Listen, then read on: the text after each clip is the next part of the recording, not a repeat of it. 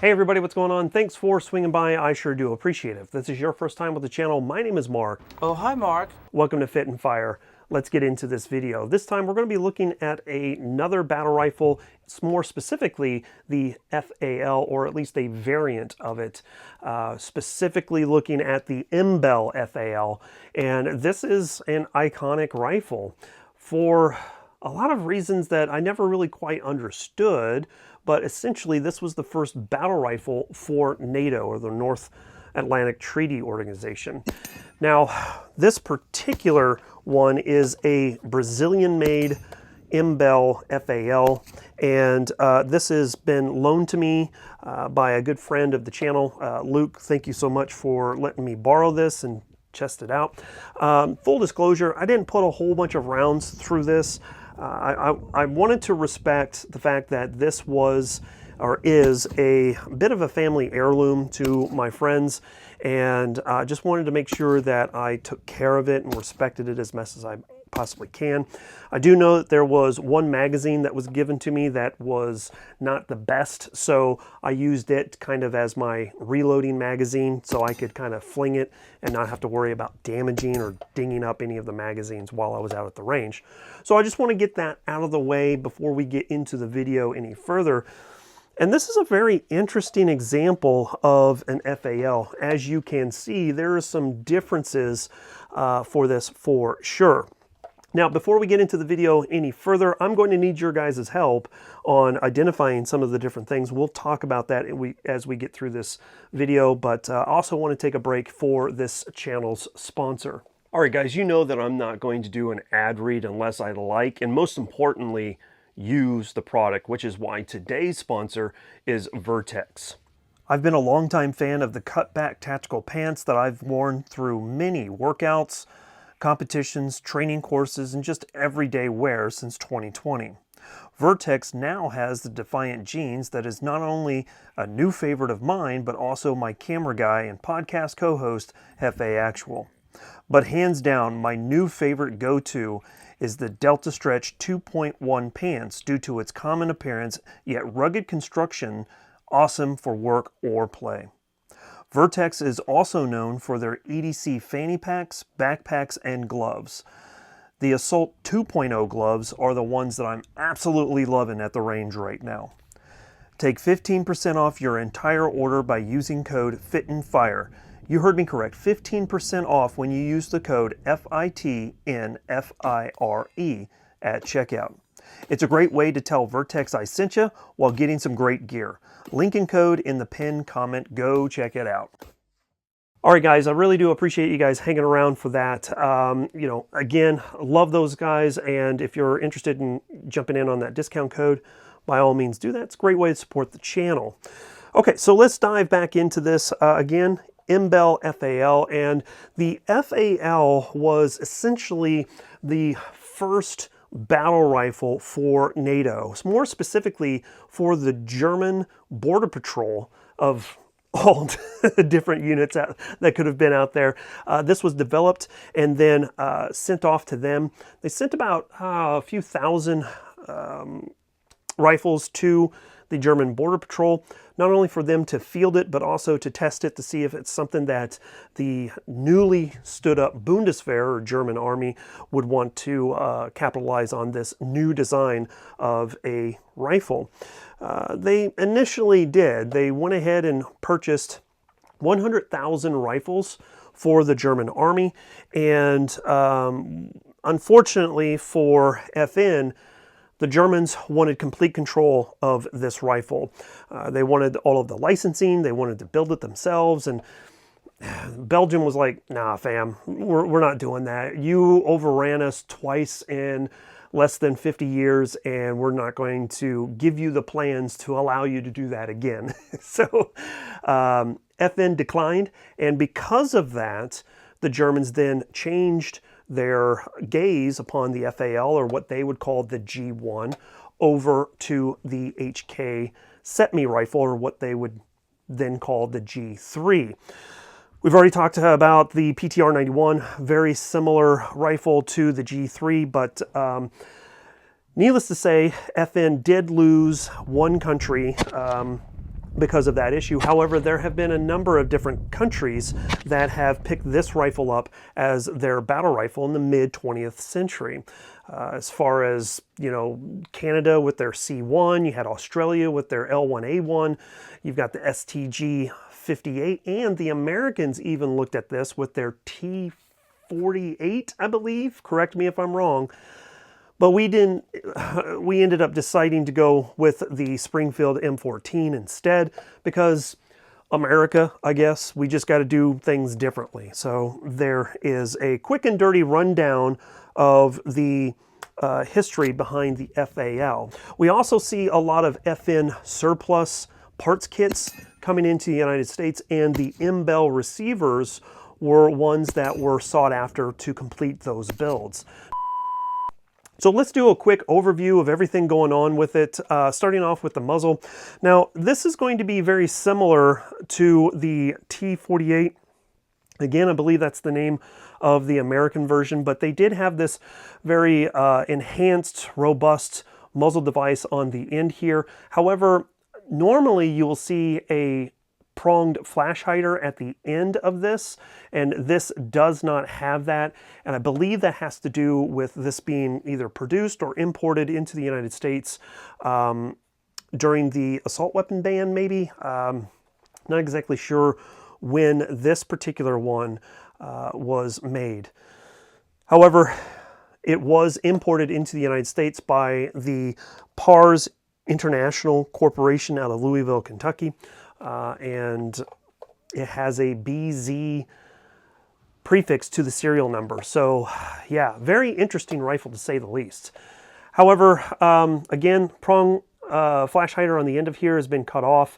The barrel is approximately 21 inches long, and if we move back a little bit further, you're going to see this really cool setup on the front sight post, or the gas block. We're going to have an adjustable gas block for you to fine-tune your gas block to whatever ammunition that you're using, and it's also going to have a switch to allow you to move from normal to grenade function. Grenade function, designated by the GR, basically turns all the gas off for you to launch grenades from this. In addition to that, if you rotate it a little bit further, this switch here will come off to allow you access to the op rod for you to do some field maintenance on it. A very, very simple design behind that, and very easy for you to you know, get in and do field maintenance. It's something I really did like. The handguards are going to be an aluminum style handguard, and that's something I actually really did like. The rounds that I put through this thing really never heated up too much for me not to use my bare hands. Now, it was cold when I was shooting, so I did have gloves on, but even when I took my gloves off to, you know, kind of put this away, this handguard never really got hot. In addition to that, you can see that we have these surrender sticks that have been integrated into the design, and I actually really did like how they have this set up. It sets this rifle up high enough for you to get in behind it and kind of prop yourself up on your elbows. So these this bipod here is not overly long. It seems like it would be, but it really is not. And it's easy to deploy and retract. So that is something I really, really did like.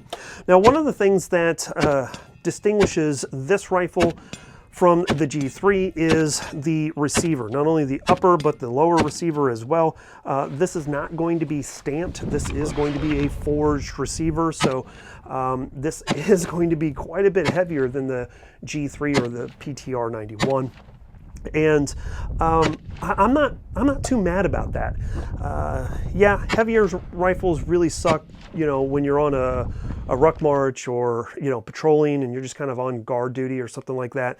They do kind of beat you down a little bit, but they also really kind of soak up that recoil as well for, you know, shooting kind of higher powered ammunition, opposed to the intermediate rounds that most of us are used to shooting, you know, AKs or ARs. So that's something that I actually enjoyed with this. The iconic carry handle is on here as well, and a lot of people don't really understand why this is even on here, but This allows an individual to displace from their fighting position very, very easily.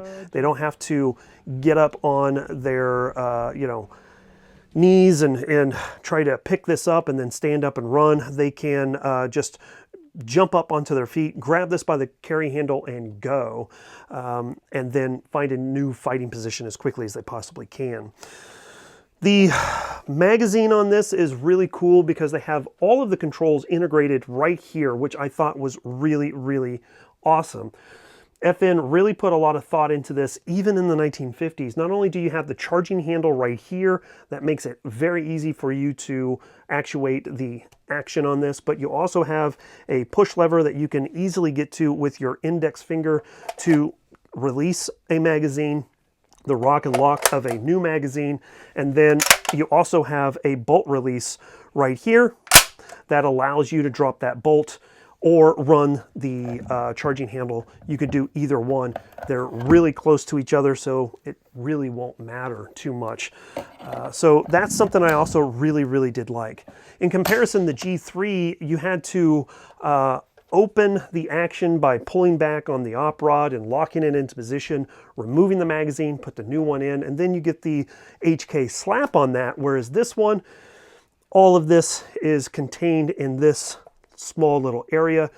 A lot of people would call that your workspace. So there is that. Now, this particular one has a very interesting buttstock. I have no idea what's going on with this. I have not seen another example of this in all of the research that I've done for this video. So if you guys have any information about this, let me know down in the comment section. I'm dumbfounded, to say the least.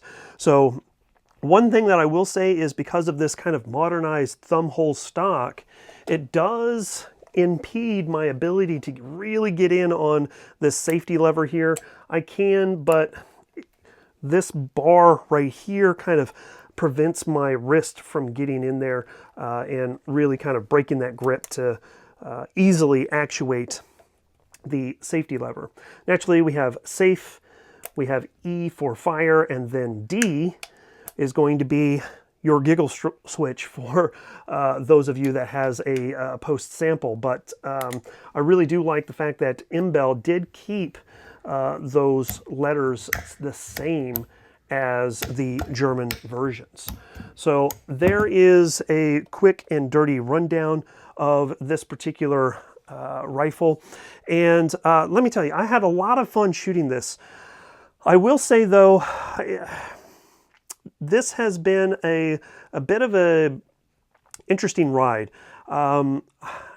I didn't find that this rifle was as accurate as what I was able to shoot the PTR 91, and it could be me. I'm not saying by no means it has anything to do with the rifle itself, but this peep sight on the rear with the front sight post, for whatever reason, that really gave me some issues in getting rounds on target. Now, when I was doing my part, the rifle would ring steel each and every single time, but this was a little difficult to get used to initially. If I'm going to be able to put several hundred more rounds through this, I'm probably going to be able to work out all of those little nuances, but at the end of the day, I did feel that the PTR 91 was a little bit easier for me to kind of operate it and understand it quicker. I guess that's what I'm trying to say. But at the end of the day, I have a lot of fun with this. It's exceptionally easy to maintain. You've got a lever here on the receiver that allows you to easily get into the field stripping of this. You just pull back on this lever and it will open itself up. You can pull the bolt carrier out, clean it, put it all back together, and you're good to go. So that makes it exceptionally easy for you to maintain this rifle. And that pretty much covers it for this video on the FN FAL. Again, this is going to be a version. It's not going to be an actual FN FAL, but needless to say, it is a really cool, iconic rifle that unfortunately never really got to prove itself in battle. Yes, it was used in the brush wars like in Rhodesia, maybe some police actions here and there, but a major conflict, it never saw action, and that's unfortunate because I think it would have done really, really good. In addition to that, had the United States chose this instead of the M14, we may have seen this last a little bit longer than it was, may have seen updates with this to include pick sections up top here to allow for optics and a whole host of different things. But at the end of the day, I thought that this was going to be a really interesting rifle to look at, and I had a lot of fun shooting it as well. So there you have it. Really do appreciate you guys swinging by and checking things out. If you're, again, interested in picking up some Vertex stuff, got a code down in the pinned comment and a link to my podcast, the Live, Laugh, Larp podcast. It has been a lot of fun to pull that together, and I hope you guys jump in on that and check things out. With all of that being said, we're going to go ahead and get out of here. Thanks again for swinging by. We will catch you guys next time. As always, freedom through strength. Here comes a high five. Bye, y'all.